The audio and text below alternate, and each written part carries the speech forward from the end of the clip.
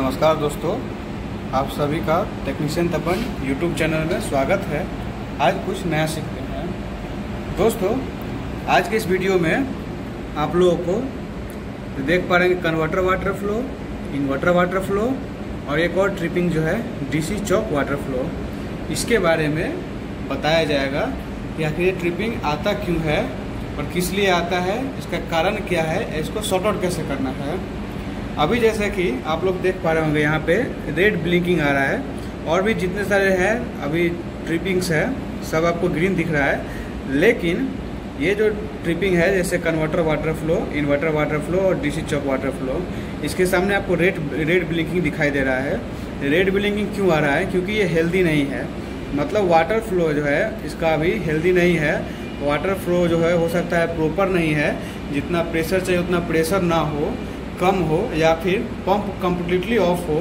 उस सिचुएशन में जब भी पैनल में अंदर पानी नहीं घूमेगा तो उस समय यहाँ पे ट्रिपिंग आ जाता है। तो आज के इस वीडियो में आपको इलेक्ट्रोथर्म पैनल में ये जो आपको HMI डिस्प्ले है जिसका पूरा नाम होता है ह्यूमन मशीन इंटरफेस, इस HMI पे जो ट्रिपिंग आती है इलेक्ट्रोथर्म पैनल को लेके वो आपको पूरा बारीकी से डिटेल्स में समझाया जाएगा।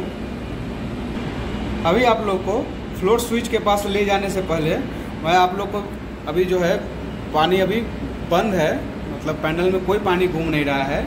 अभी पंप कम्प्लीटली ऑफ है। मैं पंप चालू करके सारे फ्लोट्स को हेल्दी करके फिर मैं आपको यहाँ दिखाऊंगा कि यहाँ पे ग्रीन आ जाएगा। जब सारा पानी का जो जितना पानी पैनल में घूम रहा है सारा प्रेशर ओके रहेगा, जितना सारे फ्लोट स्विच लगे हैं सारे ऑपरेट हो जाएंगे तो यहाँ हेल्दी आ जाएगा, मतलब ग्रीन हो जाएगा। ग्रीन करके अभी दिखाऊंगा। उसके बाद से 1 बाय 1 आपको पाइपलाइन भी समझाऊंगा कि पाइपलाइन कैसे दिया जाता है पैनल में। वो भी बहुत इंपॉर्टेंट चीज़ है, जो पाइपलाइन समझना कि पाइपलाइन कैसे किया गया है और क्या क्या कारण है, वो सारे चीज़ को मैं आपको एक्सप्लेन करूंगा। अभी वीडियो में आप अंत तक बने रहे। आप लोग को आज काफ़ी चीज़ पाइपलाइन के बारे में भी सीखने को मिलेगा। और आपको अगर बेसिक से एडवांस में ये सारे चीज़ को सीखना है तो इन सारे चीज़ का गूगल मीट पे क्लास ऑलरेडी दिया जा रहा है, ऑनलाइन क्लासेस, जहाँ एक्सपर्ट जो टीचर्स हैं वो आपको हर एक चीज़ को बारीकी से मतलब बेसिक्स टू एडवांस एक्सप्लेन करते हैं, वो भी लाइव क्लासेस में, जहाँ पे आपको प्रैक्टिकल और थ्योरेटिकल सारे चीज़ को एक्सप्लेन किया जा सकता है। दोस्तों जैसा कि आप देख पा रहे होंगे DM पंप लगाया गया है, दो DM पंप है। 2 देने का कारण होता है कि एक जब रनिंग में होगा तो दूसरा स्टैंड बाई में होगा, मतलब खड़ा रहेगा। और अगर एक में कभी प्रॉब्लम होगा तो उस समय दूसरा जो है चालू कर दिया जाता है, जिससे प्रोडक्शन जो है सो कंटिन्यू है। अभी DM पंप चालू कर दिया हूँ, आप लोग प्रेशर देख सकते हैं, प्रेशर आप लोग को दिखाई देगा। अभी आप चलते हैं पैनल के पास, वहाँ पे आपको सारा चीज़ दिखाएंगे। दोस्तों अभी आप लोग देख पा रहे होंगे पानी पैनल में घूम रहा है, लेकिन फिर भी जो है इसका अभी जो फिर भी यहाँ पे रेड इंडिकेशन आ रहा है, मतलब अभी पैनल हेल्दी नहीं हुआ है। इसको हेल्दी करने के लिए क्या करेंगे, अभी रीसेट बटन दिया गया है। इस रीसेट बटन को जब प्रेस करेंगे, प्रेस करते ही क्या है कि यहाँ पे देखिए आप लोग जितना भी ट्रिपिंग था, converter water flow, inverter water flow और डीसी चौक वाटर फ्लो, ये तीनों जो है सो हेल्दी हो गया है। बाकी सारे जो डोर ओपन्स का है या फर्नेस वाटर फ्लो का है, ये सारा चीज़ जो है सो अभी हेल्दी नहीं है, इसलिए यहाँ पे रेड ब्लिंकिंग हो रहा है। आप लोग अगर कमेंट करेंगे तो कमेंट बॉक्स में कमेंट आने के बाद फिर अगर चाहिए कि आपको जो भी टॉपिक आप सिलेक्ट करके बोलेंगे कि इस चीज़ पे आपको वीडियो चाहिए, पर्टिकुलर वीडियो उस चीज़ पे ये बना दिया जाएगा। तो अभी जैसे ही रीसेट किया तो देखिए अभी हेल्दी हो चुका है। अभी कैसे हेल्दी हुआ, क्या कारण था, इन सारे चीज़ों को अभी चलिए देखते हैं प्रैक्टिकल से।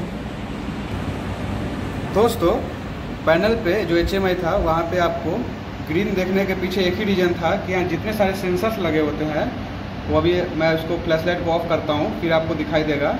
अभी देखिए हर एक फ्लोट स्विच के पास में एक प्रॉक्सी लगा हुआ है, प्रॉक्सिमिटी सेंसर लगा हुआ है जो कि रेड ब्लिंक हो रहा है। देखिए हर एक के पास में एक रेड इंडिकेशन ब्लिंक हो रहा है, मतलब जितने सारे फ्लोट है वो सारे अभी ऑपरेट हो चुके हैं। अब कैसे ऑपरेट होता है ये भी बताऊंगा इस वीडियो में। अभी देखिए बस अभी जो बता रहा हूँ कि जितने सारे प्रॉक्सिमिटी सेंसर है वो ऑपरेट हो रहा है। अभी ऑपरेट जब होगा तो उस समय उसके सामने भी है, देखिए रेड इंडिकेशन चल रहा है। इसको देख के समझ सकते हैं कि जो प्रॉक्सी है अभी वो ऑपरेट हो रखा है, मतलब जो फ्लोट स्विच है वो काम कर रहा है। इसमें पानी का जो प्रेशर है वो जितना चाहिए वो सफिशिएंट आ रहा है। जिसका भी अगर इंडिकेशन अगर नहीं चल रहा होगा तो फिर उस समय क्या है कि जो HMI पे मैं आपको दिखा रहा था वहाँ हेल्दी जो अभी शो कर रहा है ग्रीन कलर का, वहाँ पे हेल्दी नहीं आएगा। हेल्दी आने के लिए जितने सारे भी यहाँ पे दिखाए गए हैं देख लीजिए, अभी सबके जितने प्रॉक्सिमिटी सेंसर लगे हुए हैं सारा प्रॉक्सिमिटी सेंसर के पास में रेड इंडिकेशन ब्लिंक होना चाहिए। जब भी अगर कभी ट्रिपिंग आ रहा है पैनल में, कन्वर्टर वाटर फ्लो या इन्वर्टर वाटर फ्लो या डीसी चॉक वाटर फ्लो, तो उस समय आके देखना है जितने सारे प्रॉक्सिमिटी सेंसर लगे हुए हैं तो सारे प्रॉक्सिमिटी जो है सेंसर के सामने रेड ब्लिंकिंग हो रहा है कि नहीं। अगर किसी का किसी कारणवश अगर रेड ब्लिंकिंग नहीं हो रहा है तो उसको समझ जाना है कि उस समय जो प्रॉक्सिमिटी सेंसर है वो काम नहीं कर रहा है, वो फीडबैक जो है सो उसको नहीं मिल पा रहा है PLC तक। अभी दोस्तों आप लोग को मैं दिखाता हूँ मैनुअली। जैसे ये फ्लोट स्विच है, ये फ्लोट स्विच का ये जो मेटल दिख रहा है, मेटल रिंग है, ये पानी के प्रेशर वाल्व ओपन है। तो इस पानी के प्रेशर के कारण क्या हो रहा है, ये जो फ्लोट है ये उठा हुआ है। ये जो मेटल रिंग होता है फ्लोट स्विच के अंदर में, फ्लोट के अंदर में, ये आप देख पा रहे हैं कि उठा हुआ है। जो प्रॉक्सिमिटी सेंसर लगा हुआ है कैसे काम करता है कि जब भी ये जो पानी के प्रेशर के कारण ये जो फ्लोट स्विच के अंदर में ये जो रिंग मेटल का लगा होता है ये ऊपर की तरफ उठ जाता है। उठने के कारण क्या होता है, ये जो प्रॉक्सिमिटी सेंसर है इस सेंसर के सामने में ये मेटल रिंग आ जाता है। तो प्रॉक्सिमिटी सेंसर काम कैसे करता है कि जब भी उसके सामने कोई मेटेलिक ऑब्जेक्ट आएगा तो वो आते ही प्रॉक्सिमिटी सेंसर उस चीज़ को सेंस करता है और जो है सो कमांड जो है फीडबैक जो है वो PLC को देता है। अभी जैसे ही देखिए, अभी जैसे ये ऑन है, अभी फ्लोट स्विच उठा हुआ है तो प्रॉक्सिमिटी सेंसर ऑन है, इसके सामने इंडिकेशन चल रहा है रेड कलर का। अभी मैं इस वाल्व को क्लोज कर देता हूँ। देखिए क्लोज करते ही क्या हुआ, ये जो फ्लोट था, जो ऊपर मेटल रिंग दिखाई दे रहा था, जो बाकी सब में उठा हुआ है, देखिए वो इसमें क्या हुआ, नीचे की तरफ आ गया। आते ही क्या हुआ, अभी देखिए जो प्रॉक्सिमिटी सेंसर है उसके सामने जो LED है वो नहीं जल रहा है। मतलब अभी ये PLC को कमांड नहीं दे रहा है। कमांड नहीं पाने के कारण अभी HMI डिस्प्ले पे ट्रिपिंग आ चुका होगा। आप लोगों को चलिए दिखाता हूँ। दोस्तों अभी आप देख पा रहे होंगे कि converter water flow, inverter water flow healthy है, लेकिन DC चॉक वाटर फ्लो का इंडिकेशन यहाँ आ चुका है। इसका मतलब जो फ्लोट को अभी मैनुअली मैंने वाल्व को क्लोज किया था वो जो था वो DC चॉक के लिए था। अब उसको बंद करते ही जो प्रॉक्सिमिटी सेंसर है ऑपरेट होना बंद हो गया है, जिसके कारण यहाँ HMI डिस्प्ले पे ये ट्रिपिंग आ चुका है। अभी इसको हम कितना भी रीसेट कर लेंगे, देखिए रीसेट करेंगे, लेकिन रीसेट करने के बाद ये ट्रिपिंग नहीं जाएगा। कब तक नहीं जाएगा, जब तक के लिए उस चीज़ को सॉर्ट आउट नहीं करेंगे, जब तक उसको जो प्रॉक्सिमिटी सेंसर है उसको पास में मेटल रिंग नहीं आएगा। कब आएगा, अभी जब फिर से वापस से वाल्व को ओपन करेंगे तब जाकर के वो मेटल फ्लोट स्विच जो है ऊपर की तरफ उठेगा, जिससे कि प्रॉक्सिमिटी सेंसर उस चीज़ को सेंस कर लेगा। अभी आप लोग देख रहे होंगे ये वाल्व क्लोज था। अभी इसको मैं ओपन कर देता हूँ। वाल्व को ओपन करते ही जो मेटल रिंग है ये देखिए ये ऊपर की तरफ उठ गया और ये प्रॉक्सिमिटी सेंसर का लाइट जल चुका है। मतलब अभी वहाँ जो इंडिकेशन ट्रिपिंग आ रहा था वो रीसेट करने से चला जाएगा। अभी जो आप देख रहे हैं फ्लोट स्विच, यहाँ लिखा हुआ है, नंबरिंग के साथ लिखा गया है FWS 1 2 3 4, ये जितने भी फ्लोट स्विच लगे होंगे उसका नंबरिंग दिया हुआ है।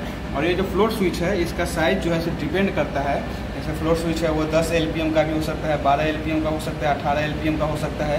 तो LPM का मतलब क्या हुआ, लीटर पर मिनट। मतलब वो जो फ्लोट स्विच लगाया गया जो ट्यूब है इसके अंदर से अगर ये 10 LPM का है तो जब तक के लिए इसके अंदर से 10 LPM का पानी, मतलब 10 लीटर पर मिनट के हिसाब से पानी फ्लो नहीं करेगा, तो इसके अंदर जो फ्लोट दिया गया है वो नहीं उठेगा। जिससे क्या है कि अगर पानी का जैसे ही प्रेशर कम होगा तो उस समय जो फ्लोट है नीचे की तरफ गिरने लगेगा, पूरा तरह से ये उठेगा नहीं और सेंसर ऑपरेट नहीं हो पाएगा। तो हर एक का जो है सो साइज अलग अलग होता है, डिपेंड करता है कि जहाँ पे लगाया गया है जिस सर्किट के लिए वहाँ पे पानी का कितना फ्लो चाहिए। तो हो सकता है कि वो 10 LPM का भी हो, 12 LPM का भी हो, 20 LPM का हो। जो 20 LPM अगर है तो उस फ्लोट से जब तक के लिए 20 LPM का पानी नहीं फ्लो होगा ट्यूब के थ्रू, तब तक के लिए फ्लोट जो है सो ऊपर की तरफ नहीं उठेगा, जिससे कि सर्किट हेल्दी नहीं होगा। और अगर पानी किसी कारणवश प्रेशर कम आ रहा है, जो अगर DM पंप है वहाँ से पानी का प्रेशर किसी कारणवश कम आ रहा है, तो कम आने से क्या होगा कि जितने सारे ट्यूब लगे हुए हैं, फ्लोट स्विच लगे हैं, सब में पानी का फ्लो का जो रेट होगा कम हो जाएगा। तो जो LPM जो है सो अगर कम होगा तो उसके कारण क्या है कि फ्लोट जितने भी है वो प्रॉपरली उठ नहीं पाएंगे। तो उससे क्या है कि कभी कभी पैनल चालू हो जाएगा, कभी कभी रनिंग में बार बार ट्रिप होएगा। तो उस समय जब रनिंग में बारी बारी से अगर ट्रिपिंग आ रहा है, फिर रीसेट करने से रीसेट हो जा रहा है, तो उस समय कुछ नहीं करना है। सबसे पहले आपको देखना है कि पानी का प्रेशर कितना है। पानी का प्रेशर जो है सो मेंटेन होना चाहिए उस समय में, तभी जा करके जो है सो ये कंटिन्यू बिना कोई दिक्कत का ये फ्लोट जितने सारे लगे हुए हैं सब उठा रहेगा कंटिन्यूसली। नहीं तो वही होगा कि पैनल रनिंग रहेगा, आपको बार बार परेशान करेगा और आप दौड़ते रह जाएंगे और बीमारी समझ में भी नहीं आएगा कि प्रॉब्लम क्या है। और दोस्तों और सबसे जो इम्पोर्टेंट क्वेश्चन आता है, जो इंटरव्यू में लोग जाते हैं पूछने, जब इंटरव्यू जाते हैं तो हमसे पूछा जाता है इंटरव्यू में, ये जो फ्लोट स्विच लगाया जाता है इसका जो पाइपलाइन है ये जो है सो कन्वर्टर, इन्वर्टर और डीसी चौक के इनपुट साइड में किया जाता है, इनलेट में किया जाता है कि आउटलेट में किया जाता है। तो आपको आंसर क्या देना है, कभी भी जो है इसको आउटलेट में किया जाता है। इसका जो फ्लोट स्विच है वो कभी भी जो लगाया जाता है आउटलेट में लगाया जाता है। इसका कारण क्या है कि किसी कारणवश अगर मान के चलिए ये कन्वर्टर सेक्शन है, इसके अंदर क्या है कूलिंग के लिए चिलर लगा हुआ है, तो उसमें पानी घूमता है। आप लोग देख पा रहे होंगे जैसे फ्यूज है, फ्यूज के नीचे भी आप लोग देख पा रहे होंगे यहाँ पे क्या एक लगा हुआ है, चिलर लगा हुआ है जो कूलिंग का काम करता है फ्यूज को। जो आपको पता है यहाँ से हाई करंट, हाई वोल्टेज पास होता है फ्यूज के थ्रू, तो उसको फ्यूज के कूलिंग के लिए यहाँ पे कूलिंग सिस्टम दिया जाता है जो पानी घूमता है उस कूलर में। तो अगर किसी कारणवश अगर कोई कचरा अगर स्केलिंग हो गया है इस कूलर में, तो उस समय क्या है कि पानी का प्रेशर जो है ना उस समय रुकने लगता है। तो पानी का प्रेशर जो कभी रुक जाएगा अगर, तो उसके कारण क्या होगा कि अगर प्रेशर पंप से आ भी रहा है ना, तो फ्लोट स्विच उस समय प्रॉपरली नहीं उठ पाएगा, जिससे क्या होगा कि ये प्रॉक्सिमिटी सेंसर ऑपरेट नहीं होगा।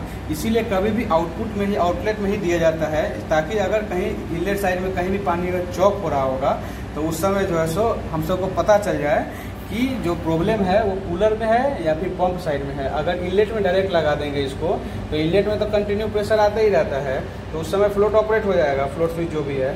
लेकिन आपको अगर कहीं कचरा फंस गया है, डीस्केलिंग करना है, अगर उसमें जो कूलर सिस्टम लगा हुआ है वो सही से काम नहीं कर रहा है, तो कभी पता ही नहीं चल पाएगा हम लोग को। इसलिए जो है सो कभी भी फ्लोट सिस्टम को आउटलेट में लगाया जाता है। अभी दोस्तों आप लोगों को इसका कुछ पाइपलाइंस के बारे में बता दे रहा हूँ, जो एक बहुत ही मतलब जो इम्पोर्टेंट चीज़ है, जो सभी जो अगर आप लोग काम कर रहे हैं तो आप लोग को पाइपलाइन के बारे में ज़रूर पता होना चाहिए कि कभी भी जो पाइपलाइन है, जो आप पाइपलाइन देखते हैं जो पैनल में, वो कभी भी आपको एक फेज में एक पाइपलाइन ही देखने को मिलेगा। मतलब अगर पॉजिटिव के साथ नेगेटिव का पाइपलाइन कभी मैच नहीं होना चाहिए। मतलब कहने का मतलब हुआ कि अगर जो पॉजिटिव बस बार है और निगेटिव बस बार है, तो उसमें जो है जो पॉजिटिव बस बार में जो कूलिंग का पाइप दिया गया है उसको कभी भी नेगेटिव के साथ में कॉमन नहीं किया जाता है। नहीं तो क्या होगा, वहाँ पे शॉर्ट सर्किट की तरह बिहेव करेगा और उसके अक्रॉस जो थ्रेस्टर लगे हुए हैं, जो फ्यूज लगे होंगे, वो तुरंत खराब हो जाएगा। अभी पाइपलाइन को आपको एक्सप्लेन करता हूँ। जैसे कि इस पैनल में जो रेड पाइपलाइन है वो रेड पाइपलाइन इनलेट का है और जो ब्लू है वो आउटलेट का है। तो अभी देखिए ये जो आपको दिखाई दे रहा है, जो ट्रांसफार्मर साइड से बस बार आ रहा है, ये अभी इसका मैंने जो भी वीडियो बना रहा हूँ उससे पहले हमने इसका जो है सो पावर ऑफ कर दिया है ट्रांसफार्मर का। आप लोग कभी भी जो काम करें तो सीनियर के साथ में करें, कभी भी बिना परमिशन के इस चीज़ के साथ कभी जो है सो आप लोग जाकर टच ना करें जब तक आपके साथ में कोई सीनियर ना हो।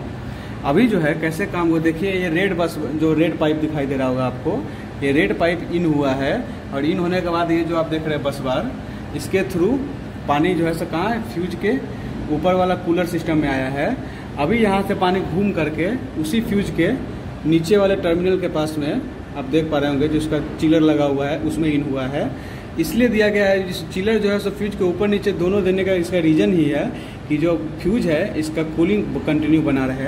उसी चिलर से ये देखिए ये जो पाइप है इसको आउट किया गया है। आउट करके कहाँ लाया गया है, जो नीचे वाला एक और फ्यूज दिया गया है, इस फ्यूज में इसको जैसे फ्यूज के ऊपर वाले जो चिलर है उसमें कनेक्ट इन हुआ है और उसी जो है सो चिलर से आउट होकर के पाइपलाइन कहाँ आ रहा है। अभी आप देखिए जो सेम फ्यूज है इसके नीचे जो है दिखाया गया है, ये चिलर है, इसके में इन हुआ है और इसी से पानी घूम करके इस बसवार के थ्रू देखिए वापस से जो ये ब्लू कलर का पाइप आपको दिख रहा है, ये ब्लू कलर का पाइप, ये ब्लू कलर के पाइप से आउट होकर के ये सीधा कहाँ जाता है, नीचे ये देखिए जो फ्लोट स्विच लगाया गया है इसमें इन हो जाता है और फ्लोट स्विच का ऑपरेट होता है।